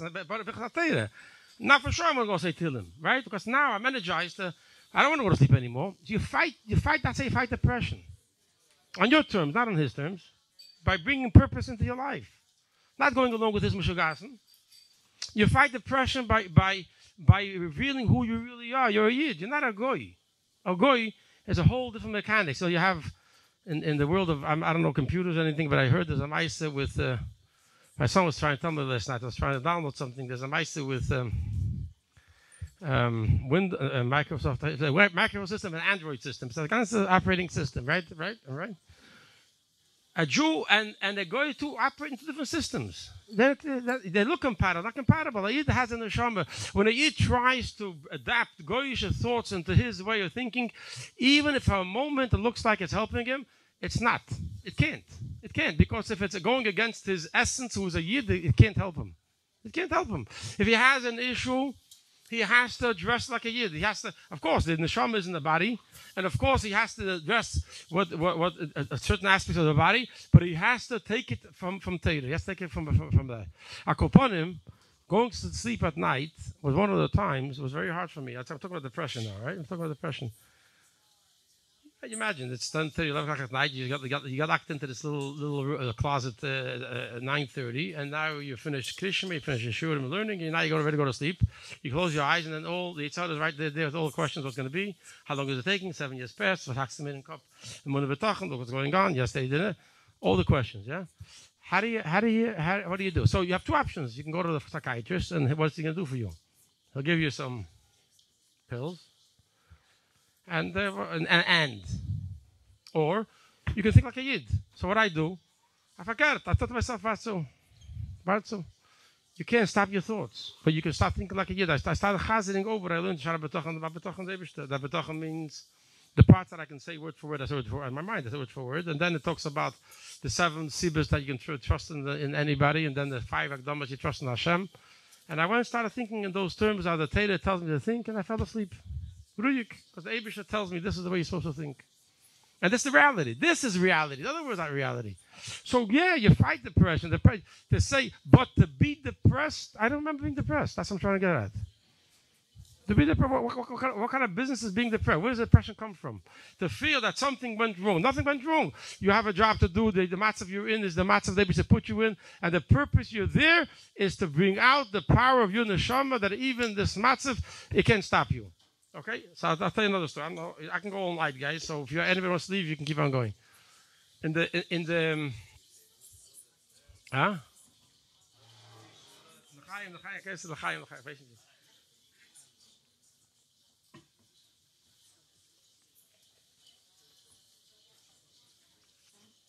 first time they threw me into prison after what they call a court case in South Dakota, they threw me into a place called prison.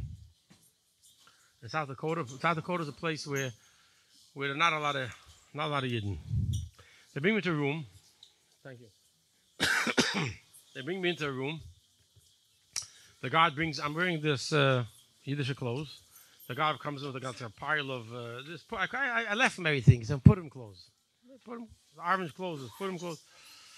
And he tells me I got to change over to that clothes. But I'm a bereder. I got to listen. So I start saying, then I realize that my tzitzis is there, and I want to make sure that you can let me have my tzitzis. So having the experience from before, I figured I'll tell them I need it religiously, and they'll give it to me. And interessant, the next sign I faced was that here they wouldn't give me my own tzitzis. He says, I tell him, can I wear my tzitzis? He tells me, nope, everything got to go in the box. He put me in a box, I put my clothes in. I couldn't understand this. I couldn't understand this because America is a country where religious freedom is very, very important, and even a prisoner is entitled to religious freedom. So I look at him, I wasn't sure, so I thought maybe he doesn't know what a Jew is. I asked him, what about my yarmulke? Everyone knows a yarmulke. So he says to me, nope, everything in the box.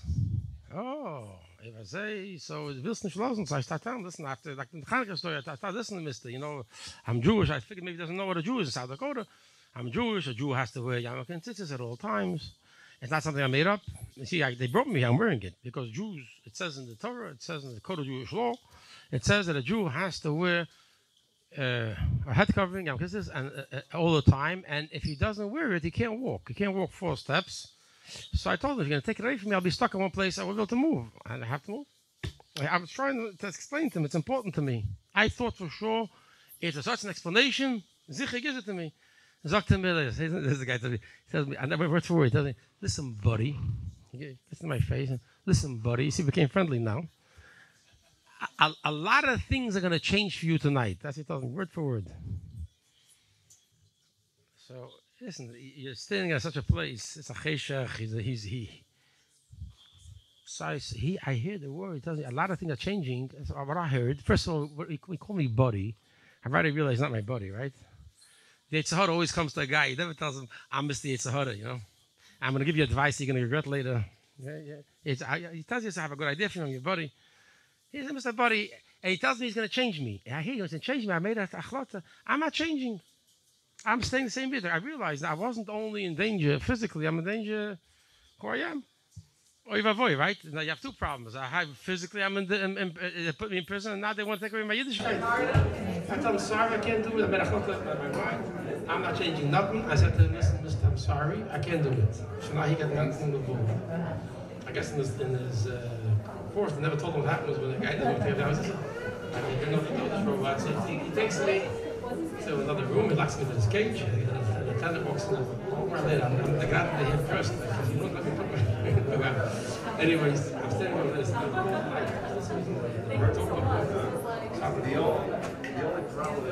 lieutenant walks in, but the higher ranking guy comes in. What's going on?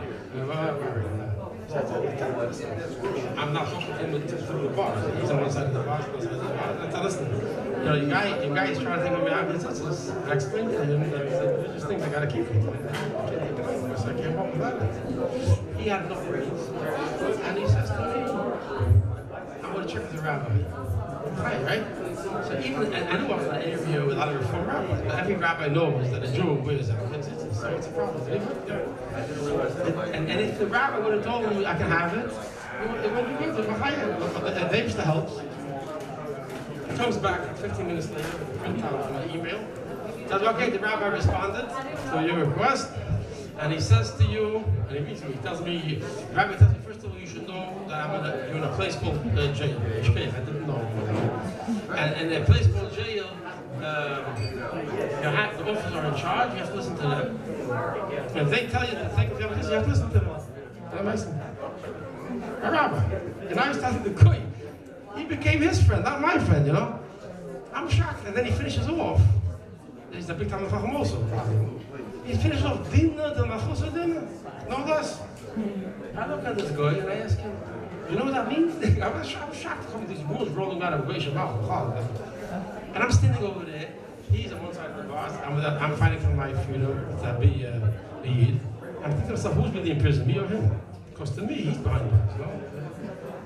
I try to look at everything in a different way, right? He's behind, not me. I'm fighting for my Yiddishkeit.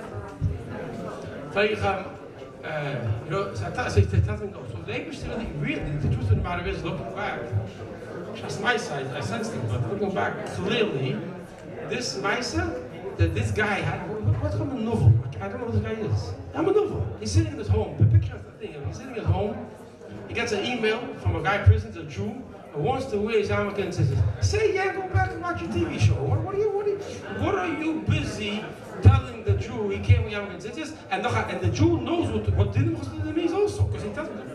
I was shocked. I tell him, I'll tell you, so now that he told me there was a dinner, I'll tell you, listen, Jews. I'll tell you, a rabbi can never talk about this.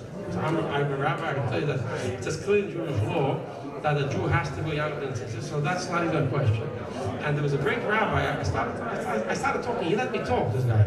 I made me talk for 5 minutes, for real, 5 or 8, maybe 10 minutes. I talked. I was talking more to myself than to him. The Rebbe Rayatz, the Lubavitcher Rebbe, was in prison in 1927 in Soviet Russia. And they wanted to kill him. You understand? And miraculously they freed him. When he came out on the train station, he said something, it was a very powerful statement, which really is mamish, a light and darkness. What did he say? He said that you didn't have to know that only the bodies went into Golus, not the neshama. Not the neshama. This is a very important distinction. Why? Because if only the body's in Golus, I remember learning it, the body's in Golus, the neshama is in Golus. Where's the neshama? The neshama is part of the body. It gets kind of problematic when the neshama leaves, right? So, when a Yid knows that only his body's in Golus, not his neshama, how does he pick himself up out of the Golus? How does he diminish the effect of Golus on him? How does he go out of the limitations that the Golus, the nations are trying to pose on him? By focusing on his neshama. Because his neshama never went to the Golus. So I told him, why I tell it to the God? Because I had to tell him. Dinner was a dinner that refers to only the things within the body. When you're talking about paying taxes, you're talking about not speeding on the highways, you're talking about not jaywalking, that's dinner was a dinner. Body. When we're talking about the neshama, keeping kosher, we're talking about putting on film. We're trying to talk about film. We're talking about yarmulke and tzitzis. I'm not in jail. You have to give it to me. That's basically what I told him. He wasn't sure what I was talking to about on the show. But he heard Mises, how we Russia. I mean, he heard something was going on. He had to figure something was going on. He had to check it out. He tells me, I'll check it out and go with the rabbi. He goes back. It's a chiddush over there. They think to give you all you have to listen. It's not a place you argue it out. He goes back, comes back. This is marveling. Okay, the rabbi said you can keep one of them. I don't remember. You can keep all of them. This is a class. All the yarmulke, I don't got it. Yes. Oh, so now it's meant to mix us. Yeah, I'm sure. So before he said nothing, but now this guy couldn't handle it anymore. Listen, Rubashkin. If you're going to listen to me, I'll let you out with the other guys. And if not, I'm throwing you into solitary confinement. That's the ultimate punishment over there. They don't call it solitary confinement, they call it shul. You know what shul is? S-H-U, it's a special housing unit. Right? It's a good lesson in life. Good. In America, you go to England and they call solitary confinement what it is. Too much fake news. America is a very good country with good people. In fact, America, a country, they pride themselves on a country of kindness, they pride on a country of good things. They can't tolerate on ICE in their jails to have solitary confinement. The solitary confinement is agreed upon internationally. It's a form of torture. So how do you resolve this problem? How do you have a country of chesed? Do you think you abolish it, yeah? No, we're going to change the name. It's not solitary confinement, it's called shul. It's a special housing unit. What's so special about this unit? They torture people there. But that we can tolerate because we change the name. It's not a problem. You call it solitary confinement. My pet story is iPhone. When I came out, I never saw iPhone before. They put me away for 8 years. The right when they invented this thing called iPhone, they started before. All the rich and famous had it. Then it became very popular. I never watched TV. I was there. I never watched TV. I never saw any advertising for it. I come out and hit them all. I walk into a room. And everybody became photographers. Everybody's thing that says black boxes. And the thing. Then a guy comes over to me. Hey, Sholom Aleichem. Give me Sholom. And I said, to see you. I give him Sholom. Look here. In prison, your guy says, look here, fast. The first move is a warning. You have to watch what's going to happen. I look up and he's holding the screen, and I see myself on the screen, and he's taking a selfie. I never saw a selfie before. It took me 2 days to get used to it. The first moves took me 2 days to get used to it. Why am I telling you this? Why is it called an iPhone? Tell me, why is it called an iPhone? At best, it should be called a computer. It's a computer. It's a handheld computer. Right? I suggest you call it a calculator. Why? Because the calculator in there. There's a phone in there, but that's not really the chiddush of this little box. It's not the fact that you can talk. The chiddush is all everything else you have in there. Right? So why is it called an iPhone? The exact same reason. If you call it a computer, then you deal with it like a computer. Then you're like a computer you don't give to kids. And the computer you put on, you deal with it at certain times, you have the computer all the time.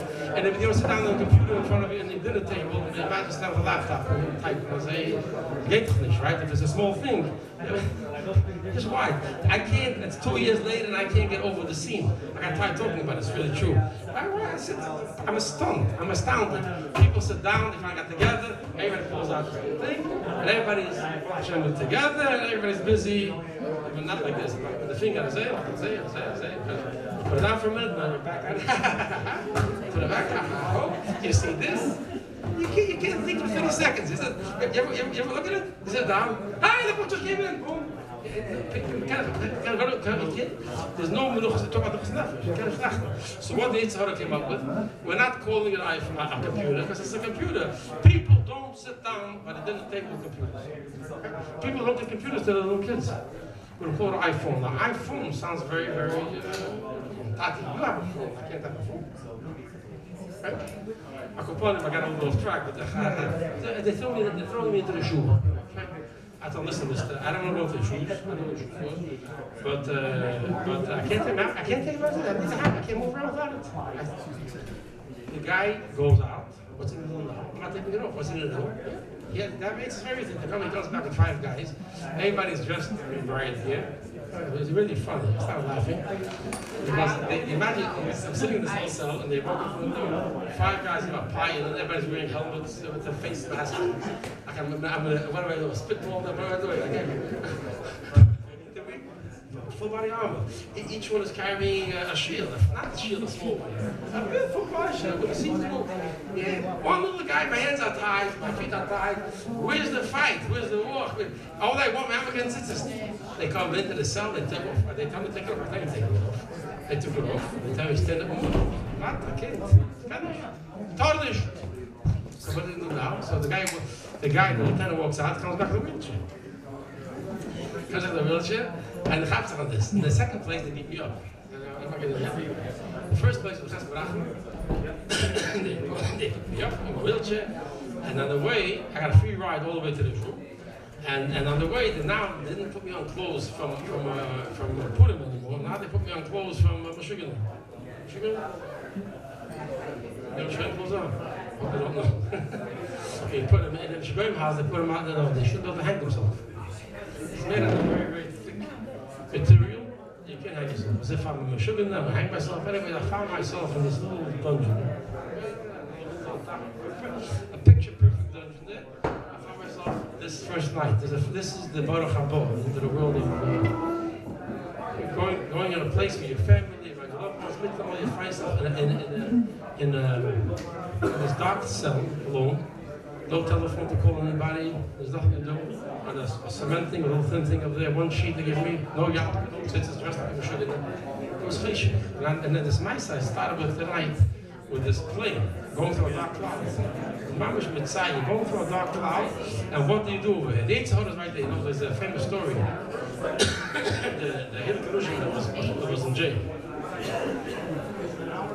And the Eitzahor came to him and started hacking them up. He says to me.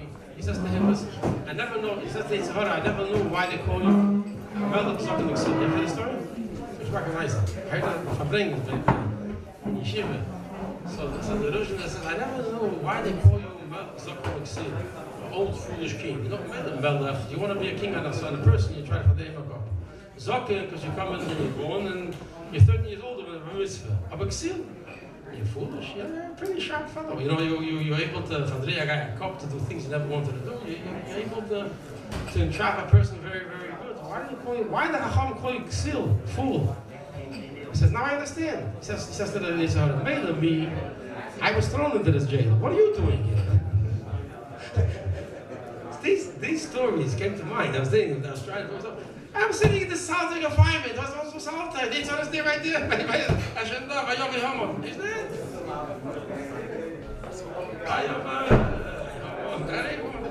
I back with time as you see. Your fourth year consensus. That's what you have. If you win the fourth year consensus, you are going to have to with the it doesn't tell you what do. But now you're here. Why? Because your fourth year consensus.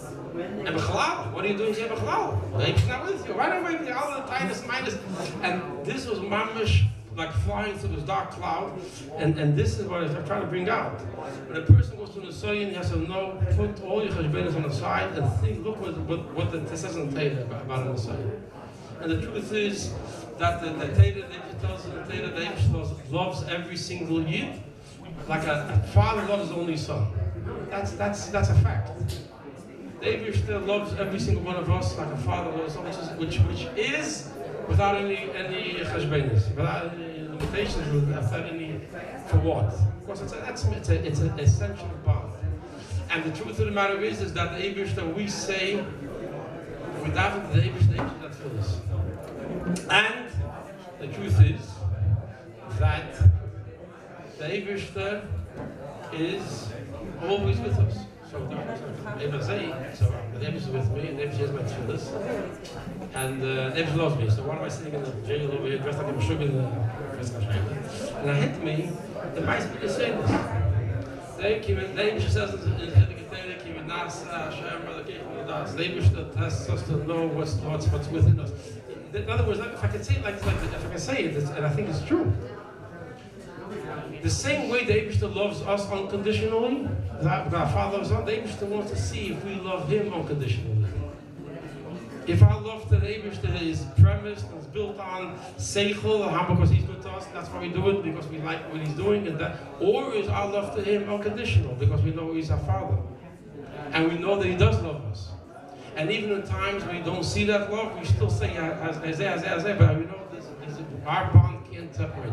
And this comes in where it says in Tzaveh, when we show the Eibishter that our connection to Him is unconditional, without limitations, then the Eibishter helps us unconditional without limitations, because the Eibishter tells us in the Torah, He works with us midah k'neged midah. So means like this.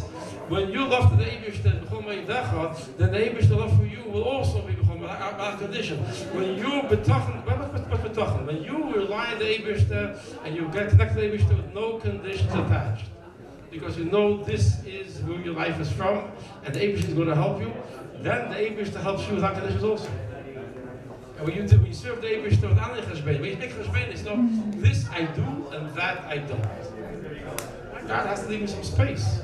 When you want some space, you're in trouble, because the space you make it for yourself, if Hashem is not there, you're in trouble. You have to make sure that every part of you is talking full of the Eibishter. Now, nobody's perfect. Somebody came to me before, the question. Valentine makes a tremendous statement in his guest at Tshuva. And I think this is an important statement. He says like that, he says, when it comes to Tshuva, a lot of times people wonder, I did Aveda once, I did Aveda twice, I did Aveda another time. Who says the Eibishter is making it? So, he says like this, when we make a bracha, we finish the bracha with a bracha, Baruch Atah Hashem, Chan Hamad V'Sleich. Chacham know, the halacha is, that if there's something bracha is not, if there's any suffering about the bracha you're making, you're not going to make it. Yet, the Chazal said that when you say Slach Lonu, yes, the Eibishter for Slicha Mechila V'Kapara, you have to make a bracha, Baruch Atah Hashem, because when you ask for Mechila, the Eibishter for sure is a Mechila. And that's what in times of Beis Hamikdash, the Eibishter made the Talmud Shel Shach, and then the Talmud Shel Abayim, right? Why? Because Aveda is for night, he made it for the morning, and the Eibishter knows that people mess up. Because the Eibishter gives us a Yitzhak. The main thing is us to find ways, and the Eibishter gives us time, he gives us days, and gives us years to perfect ourselves, to get better. It's not tight because I messed up. It's that I what? That I have Yitzhak. That's a whole other idea. When you say Hashem, when you say the Eibishter, let me come to the Tshuva, that means you really want to Tshuva. And you prepare, because the premise of Yid, every Yid wants to do whatever he wants. The Yitzhak fools a Yid to do an Aveda, that's not really who he is. Emunah is built on the fact we're Yidden. Emunah is not just an idea. Emunah, we're Yidden, we have a natural faith in the Eibishter, everything comes naturally. You have to reveal it. That's the point. Now, getting back to the story. I don't know how this night was the hottest night of the whole Ma'aseh. If everybody tries to quantify things, I would say that that night was not the hottest night for me. It was a struggle. It was going through a very, very dark cloud and saying Oh, but at the end, I davened Ma'ariv, and I said to the Eibishter, I actually said it out in words. I said, listen, I have no idea what's going on. But one thing's for sure, I'm not leaving go. I'm not leaving go. What does I'm not leaving go? It means like this. It means that when you connect to the Eibishter, no matter what, to the mitzvahs, that's not going to change. And then, a few hours later, I hold on to the Eibishter, to the mitzvahs. The mitzvah is tzaf shel v'chidu. I'll tell you an amazing story about that. A few hours later, there's this little door. These doors in these prisons, they have this little door, a little window. They slide in the food. Like the door, they slide in the food. They slide. Open the door. There's a little guy speaking, and the guy standing with his round glasses. There's a Rubashkin. I have to ask a few questions. I don't know what time it is. It was in the morning, something 5, 6 o'clock in the morning. He has to ask a few questions. What do you have to ask? So he says. He has a paper, the clipboard, there's a bunch of pieces of paper with him. And I realized the question, what's your name? What's my name? Do you know my name? And I realized, don't be a wise guy, just name something. And first question I realized is they sent a psychiatrist to find out if I'm normal, I guess. I don't know. They sent a psychiatrist. And page 1, page 2, he's asking these questions and whatever. And then he looks at me and he says to me, hey, What are you doing? He thought they tried to some lunatic. I said, what are you doing? I said, you don't belong here. I said, I don't belong here. I told him they took me, I'm against it. Maybe like I'm not a Meshuvah. I'm Jewish, throw me in there. He tells me, okay. He leaves. I always laugh in the middle of the test. If I would have finished the test, I would have gotten 100. I would have gotten a certificate. I'm normal, right? In the middle of the test, he stops, he leaves, and 20 minutes later, he comes back. And now you know, he sends two guards. They come back, and they open the door. And they give me back my certificate. I got it back. No asking, nothing. The Eibishter was mamish. And here I saw that when I davened the Eibishter at night, I said, "If God is Zion, I'm with you." The Eibishter, okay, take back into the You don't win a fight over here. They can keep you 2 days. They get tired. Where did they go? That was me sleep. What happened here was clearly when you daven the Eibishter for real. The Eibishter hears you. The Eibishter says Yeshua. And when I said to the Eibishter that no matter what I'm staying close, she said, "You want to stay close? Here, take me out of it." I got it back. Then they put me. This a building. This mamish Hashem to the mice. They kicked me out of jail. They took me out of it. And they now driving me to different places. I don't feel what it is. Sioux City, Iowa. So on the western side of Iowa. What's it called? Sioux City. There's a Jewish community opposite the rabbi, and they bring me there. On the way, I asked them, "Where's my?" I never thousand phone. I didn't want to say they thousand phone. So I asked them, "Where's my thousand phone?" They don't know. The driver. They really don't know. I'm sure they brought it there. So they brought me food to eat. I said, "I can't eat. Why can't you eat?" I said, "We can't eat." I used to say like that. I'm religious freedom. I said, "I can't eat before I daven." And I can't daven. I know what this is. I have to pray first. So if you want me to eat, I knew they wanted me to eat, because I have to make sure I'm healthy. So I figured out that it worked. That's right. But I had to fast all day. I couldn't eat. I didn't eat. They didn't know the Lubavitchers eat cake and coffee. They weren't offering me cake and coffee anyways. Anyways, so you hold from that 4 o'clock. They slapped me out of the little hole. They bring me into the room, and in the room standing a guy, a rabbi. And he introduced himself. I walk in the room and I see the guard is there. It's a very sophisticated place. You always walk with an escort. So there's my talisman is standing there. I really was crying. I thought I lost my day. Because it's 4 o'clock ski, and this is in the winter time. It's at 4:15. And then my talisman was here.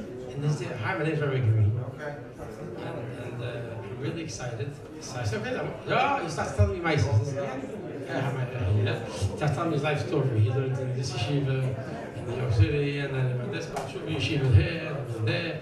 Bein yeshiva, he tells me he lived in Morristown. And at Morristown is a large yeshiva. So I was about to tell him, I know, I said, shut up, because if he keep on talking, I'll never finish over here. So I told him, stop, he's talking. He did. I said, Rabbi Green, listen, it's Mama's Balchki. I got to put on my talis. Let him talk, let him put on. I ran up to the talis bed, I took my talis. I took upon my talis. I tell you something, the feeling of putting my talis after such a fight is able happy. You feel the Kabbalah Sil. And then I had to actually rip myself away from it and open and part of my tefillin. I put my hands in my talis there. The tefillin was missing, only one. This was only two. Rashi's a little talis, right? And my Rashi's, I pull out, the only thing I have is a little talis. So I turned around to the guard, there was a woman. I turned around to the guard and I asked her, hey, there's two bags in here. Where's everything? So she says, yeah, there's two. But you only had permission for one talis, one film. They sent two. And they sent two, so you're not telling them two. I took one house in the office, here's one. So what am I supposed to tell them? How am I supposed to test this problem? Huh? This is interesting. I tell them to say, the tzitzis. You should know the maflikas, I should say that it's that first Shmaim Hoyer, and there's a Chayim, right and left. What am I supposed to start over there? And she'll believe me also, right? And another, so I figured, what have I have? Let me just, I thought myself, what would the Rabbeinu Tam do such a matzah? You put on Rabbeinu Tam, right? So okay, so I'm not worse, I put on Rabbeinu Tam, and in the middle of Krishna, because when I started davening, it hit me. I work very hard to understand everything is Bajor Protis. I thought the Chetchila, this Rabbi Green was into me. He was telling me that he knows what Rashi and Aviram is, because he learned in yeshivas. So I finished with it. I turned around to Rabbi Green and I told him, hey, you just told, he was sitting quiet the whole time for whatever reason. He didn't interject at all. I said, they're fighting for Rashi and Thomas. If I tell them, they won't believe me. But if you tell them, on can ask boy him, just tell them I need both. Don't give it to me. They think it's extra. So you can't tell them, listen, he actually needs both, it's not extra. She went out, I got both, I got both. I put on Rashi's, and Baruch Hashem, I didn't miss one day too. With the whole Maisa, a few times with Maisa, you have to fight for it. It took almost you have to fight for it. You have to show the English that it's negaya to you, and you show the English to you, he helps you. Oh, what's the Peldik Maisa saying? Look, I was astounded. The night before, I was fighting in this hole called prison with a guy who didn't want to agree for me to put on the young princesses. 100 miles away, right? I got it to pay it, but I had to fight for it with a guy. He was fighting against it. Yeah. The next morning, they was already set up, and the rabbi, you know who this Rabbi Green replaced? My kids made a search. There was an Emerson before him. This congregation had that Emerson before. And he became to take over the Rabbinut or whatever. So this was type of, the Eibishter already prepared somebody years before. So this is Hashem's Maisa, that in order when the Yid passes through, and he'll want to do a mitzvah, that's the part.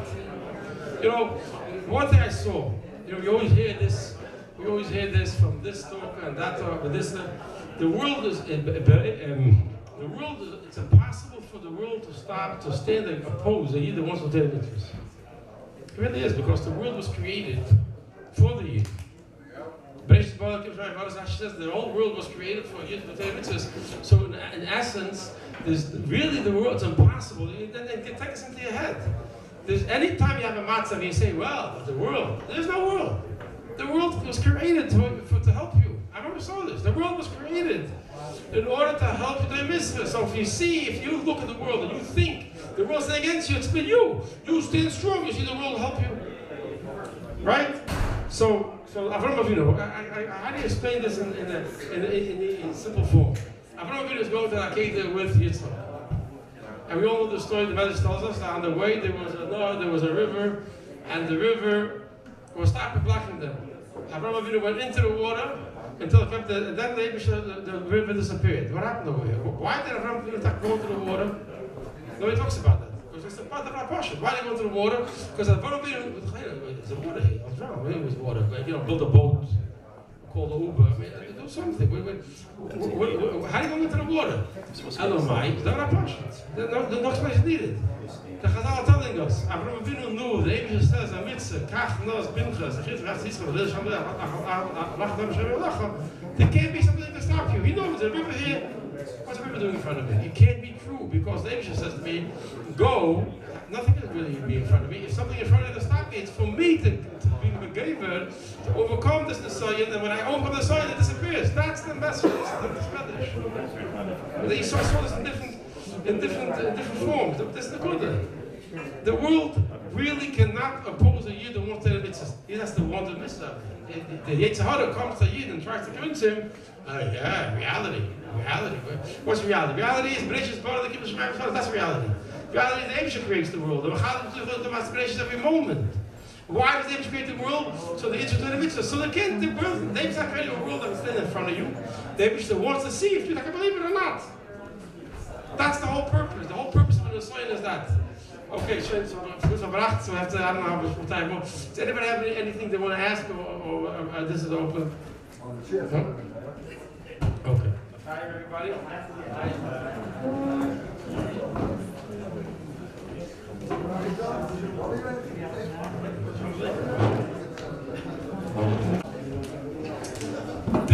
The last Pesach in this place called prison.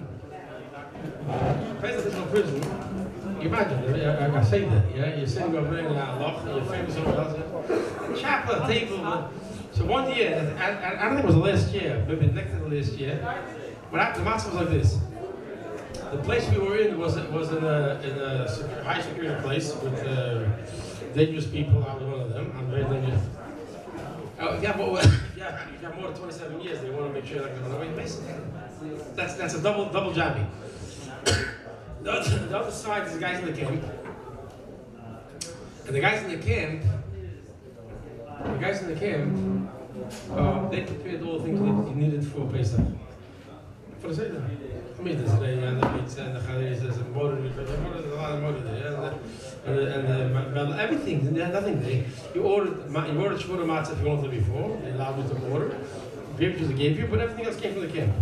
So, for the Seder. Don't make a mice.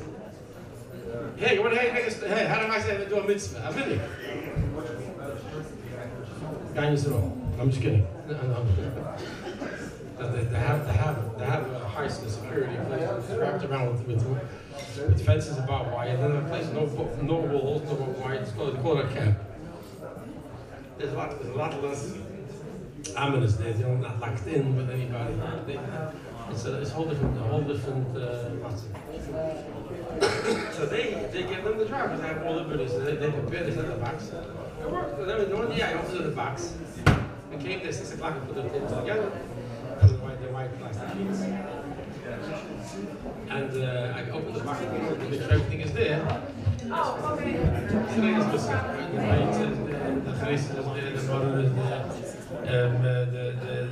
the salt is there. Also not the front, no zraya. So you have a Seder plate, and there's a hole right there, no zraya. Now, can you have a Seder plate that says no? You have to have a zraya.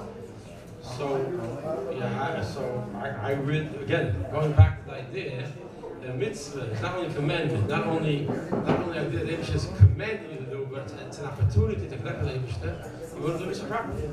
So there was a few Yidden there that really learned, and I thought they would read a little bit more. So now what's the option? I know the Zereh is sitting in the camp, but it could be sitting on Mars for the same reason anyways, because you can't get there, right? So you have to convince a goy, a chaplain, to go and get it, which he's not supposed to do either, because they don't like to take one thing from one place to another place. But if you have a religious need, you have to do it, right? He has to overcome it. But how am I going to explain to him that it's important? I figured if a few Jews get together and tell them today on the other side, then I understand. So I go with one guy, and I tell him, Zereh missing. Guys, Zereh missing. They're busy, but it's like that. Zereh missing. Let's go to the chapel and tell him. So one guy tells me, you're missing Zereh, put on 2 baits in there. There's 2 baits in there. Look at him. I always say anybody in prison has a license to be Meshuggah, because the place is full of tzar. You have to get a Zereh. It's there. You have to make an effort to get it. What are you telling 2 baits in there?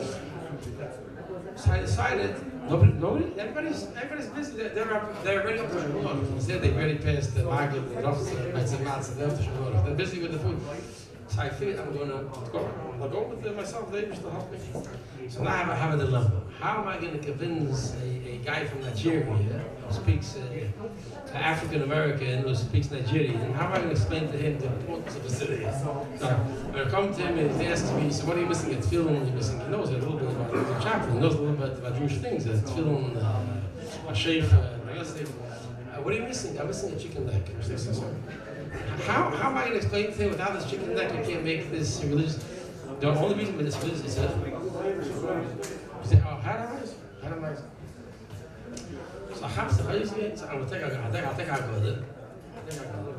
Agod has a picture of all the things on the plate.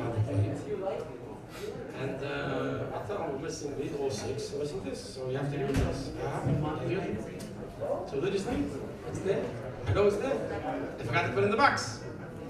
I walk in there, and you know, at Pesach at the time, all the goyim want to be eating since the sun, because they know there's good food there. The only thing they eat have good food is because they eat mambash Rav Chesed, and there's some guys that they send in mambash a lot of food. 7 days eating the eat is Pesach, because it's officially they have opened the door for Pesach food, so they open the door, they present, you know. So every goy now wants to be a Jew. They stand in line, they're Jewish, their mother was Jewish, their father was Jewish, And he's busy kicking everybody out. So I'm waiting online. Anyway, Rubashkin, what's your problem? I said, chapel, I have a big dilemma. What's your dilemma? So we're missing something, and we can't make a seder. So you have it. What are you missing? So I just open the book. Then I so he throws me a chicken neck. I tell him, yeah. That was his problem. And he's staring at the plate, and I'm wondering, what's he staring so much? Let's just say you're going to get it and finish it. So they tell me, 1 second. I got to understand this. You tell me you have everything on the plate. Yeah, you're missing one, right? I counted. You need 6 things, and you're missing one. It means 5 you do have, right? So 5 out of 6 ain't so bad. You're in prison. You have everything? 5 out of 6. My gosh. And for this, I wasn't really prepared. For a second, he got me. I wasn't prepared to answer. But then my schooling kid got me very fast. I looked at the say the plate. I got to go to get that. This is premised on the idea a mitzvah is a rotzin Hashem, right? The Torah is called Chochmas Hashem. Of course, they should hide the Chochmas. The our world is Chochmas. And it's called Rotzin Hashem. They whatever she wants. In the Rotzin, in whatever she wants, you can't make half. Oh, you did whatever she wants. You did whatever she wants. You can't say I'll satisfy half. In an idea, you can understand part. When it comes to Rotzin, either you did what I wanted, or you didn't do what I wanted, right? I don't something wants something, right? So then she wants a mitzvah, either you did, you didn't do. So how do I explain to this Gershon Kopp this? I have to, what I did. I said, listen, you know, I thought maybe which neighbor lives in the Chatz. I said, you know, you go down, you come to work every morning with a car, right? Yeah. So let's say you go downstairs from your house, you go to your car needs 4 wheels to drive. And you see at night somebody wanted to put one of your 4 wheels, and you have 3 out of 4. You know? So tell me, you're going to get your car and drive away, you have 3 out of 4, right? So sometimes 3 out of 4 doesn't work, you need all 4. Here, the same situation. You need all 6. 5 out of 6 doesn't work. If you can't, it doesn't move. He started laughing. And it hit him. And even this Gershon Kopp understood. See, you can understand. Even your tongue can understand too. And he says, okay, I'll take you, you can go back. I went back and started the whole conversation between the family. Yeah, he's just bluffing you, he's not going to go get it. Let's start anyways without it. So you can't start saying it without it, do you? Anyways, 20 minutes later, it took a while, he comes in, he asks me how many you need. I said, I need 2. I need 1 for myself and one for the guy with the 2 bigs. I want to get from him. I'm a Chabadnik, I guess. That's not, I was Yisrael. Only for myself, I'm excited. For him also. He comes in, he's waving 2 packages. I was so excited for everybody. He walks in, a big smile, he realized there's something good, and he walks in like waving his 2 things. I jumped up, I ran over to him, I started dancing with him. I started dancing with him, and you're touching an officer there, it's like he can shoot you also. He realized the simcha, he let me dance, he even danced with me. It was like 1 or 2, 3 turns, whatever it was. I took from him, he was so excited. Anyways, I gave one to the other guy, we had to say that. Here's the point. A while later, the Eibishter freed me was related to him. That's what I was saying. When we want to do a mitzvah, every mitzvah is mamshich, hamshach, whether it be eir, whether it be peyach, whatever it is. That's why the Eibishter gave us 248 mitzvahs. I say. Because every mitzvah is another way that we have able to mamshich kedusha onto ourselves and through ourselves into the world. So I got to tell you one more story. I can go all that. One more story, then you can go. You can go. Okay. Visiting, I will tell you what the neshama is. The neshama, and this goes straight to the inyan of today. We have to talk to ourselves and to our children like to a yid, not to a behemoth, not to a goy. Talk Yiddish Asius. And we can understand that because we have a neshama. And a neshama understands Yiddishkeit. And a neshama understands Eibishter. And a neshama understands Kedusha. And a neshama understands everything. When you think, no, how are we going to understand? You're too young. I got to tell you, an amazing story. This is a story of a story. Huh?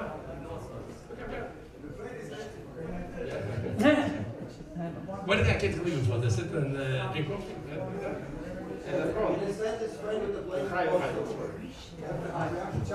Was it a good event? Were you happy with the gathering?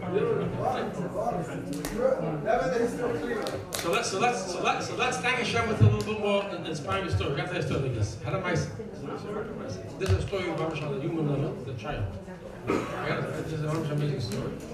This story has to be told, not because it's me. You guys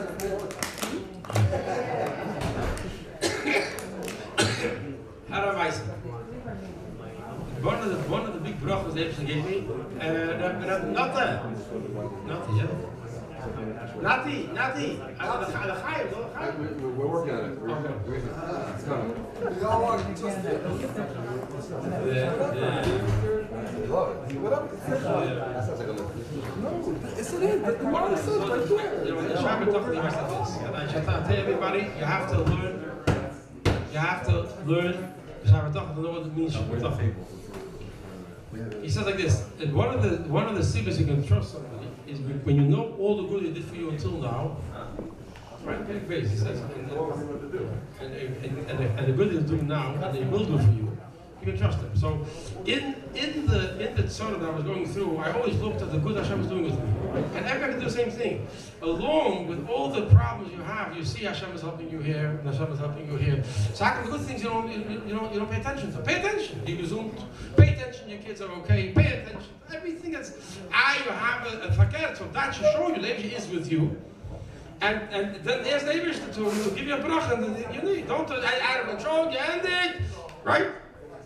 And Baruch Hashem didn't give me sick a lot of times. I thought, Baruch Hashem, the government came in and they destroyed everything. And how would believe Baruch Hashem the family is taking care of the kids are going to yeshiva? Baruch Hashem, they're healthy, they're doing yeshiva. My kid came into class one day and he says to his Rebbe, my tati loves to learn. How do you know his tati? This kid I'm talking about, his name is Azil. He was 4 years old when the guys came into the house. They had to come into the house. They couldn't call up and say, I should report to the court. I'd come in and chain me up, and like a very dangerous person in front of the family. This was all part of what he sees from father. If he saw what he sees, and I learned every single day, but I don't know how much could he remember it. He was 4 years old, so happy. Elamai, I made it a point every week I sent home Divrei Torah. The phone they didn't let you talk. I gave you 300 minutes to talk for a whole month. You know, think it happens 30. You have to be a mathematical genius. Round off to 30 days a month at 300 minutes. It's an average of 10 minutes a day. You can't bleed into the 10 minutes. So it's a perfect 10. So it's 9. If it's 31 days, it's 9 minutes a day. 9 minutes a day. Imagine, so what can you call up? You call up and say, hi, how are you? What's happening? You know?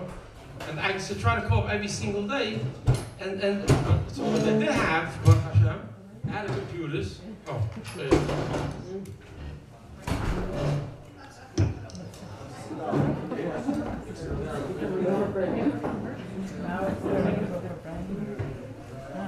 You have a piece of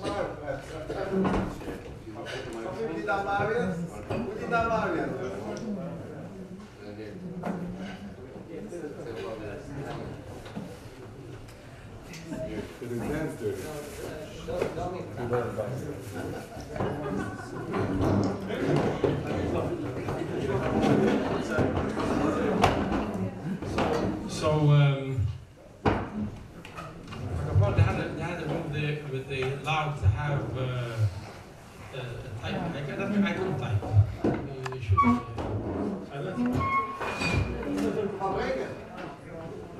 So the kids that I use on the computer, they let you have a lot more time. If you're on there for an hour, they kick you off, and then the line, so you have to wait something. It wasn't no line, you can get on faster. So I used to use the time with the computer. I used to type. Every week I send home, and this is a good lesson for everybody. I send them, I send them with Chatera every single week. I don't know